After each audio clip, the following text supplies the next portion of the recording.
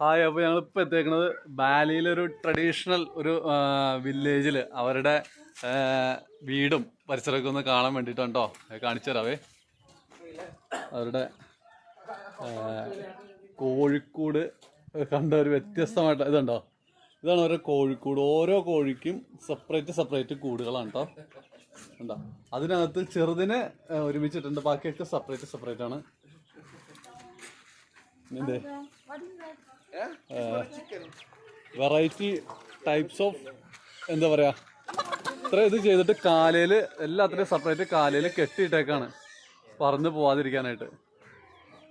അപ്പുറത്ത് പോർക്കിന്റെ ഇതുണ്ട് കേട്ടോ, അവിടെ സൗണ്ട് കേൾക്കാം കേട്ടോ. പോർക്കിന്റെ ഇത് നമ്മുടെ പനമ്പ് ഈറ്റ നെയ്ത് ഉണ്ടാക്കുന്ന ഉണ്ടോ, നമ്മുടെ നാട്ടിലുള്ള പനമ്പ് നെയ്ത്ത് തന്നെ. പക്ഷെ ഇത് അങ്ങനെയല്ല, വലിയ മുള കീറിയിട്ട് വലിയ നീളത്തിൽ അളി ഉണ്ടാക്കിയിട്ട് അത് നെയ്ത് എടുക്കുന്ന സംഭവം കേട്ടോ. അവിടെ കുറെ കോഴികളുണ്ട്. ഇനി അവരുടെ വീടിന്റെ ഇത് കാണാവേ. ഇതിൻ്റെ ഒക്കെ മുകളിൽ പനമ്പ് വെച്ച് സീലിംഗ് ആണ്. ചെറിയ കിച്ചണിൽ പാചകം കാര്യങ്ങളൊക്കെ അവിടെ തന്നെ. ഇത് അവരുടെ വീടിൻ്റെ ഉൾവശം. ഇത് അവരുടെ എന്താ പറയുക, പൂമുഖം വർക്ക് ഏരിയ എന്നൊക്കെ പറയണ സംഭവം ഉണ്ട്. ഇവിടെയാണ് ഇവരുടെ നെയ്ത് വെച്ചേക്കണ സാധനങ്ങളൊക്കെ വെച്ചേക്കണത്. ഇത് വീടിനോട് ചേർന്ന് തന്നെ ഇവരുടെ അമ്പലമാണ് കേട്ടോ. ഇതിനകത്തേക്ക് നമുക്ക് അങ്ങനെ പ്രവേശനമില്ല. അമ്പലങ്ങളാണ്, ഓരോരോ ദേവന്മാരുടെയൊക്കെ ഇതിങ്ങനെ. ഇതിനകത്തേക്ക് നമുക്ക് പ്രവേശനമില്ല. ഇത് കണ്ടോ, ഇത് നോക്കി, ഇത് രസം നോക്കി. ഇത് തെങ്ങുംതടിയുടെ പീസുകളാണ് ഇതിനകത്ത് സീൽ ചെയ്തേക്കണത്. നല്ല അടിപൊളിയായിട്ട് ചെയ്തെടുത്തേക്കണതാണ്. ഓഫ്, അടിപൊളി. എന്തോ ഒരു കൊത്തുപണികളാന്ന് നോക്കി.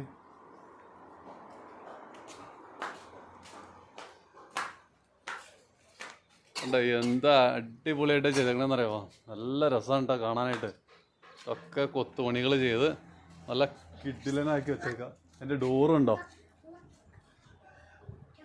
സീൽ ചെയ്തേക്കണൊക്കെ നല്ല മൂത്ത തെങ്ങിൻ്റെ പീസ് പോളിഷ് ചെയ്ത് വെച്ചേക്കണേ കേട്ടോ.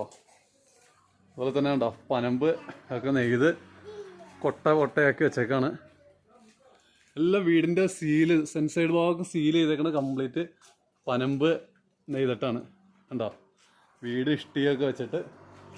Hello, hi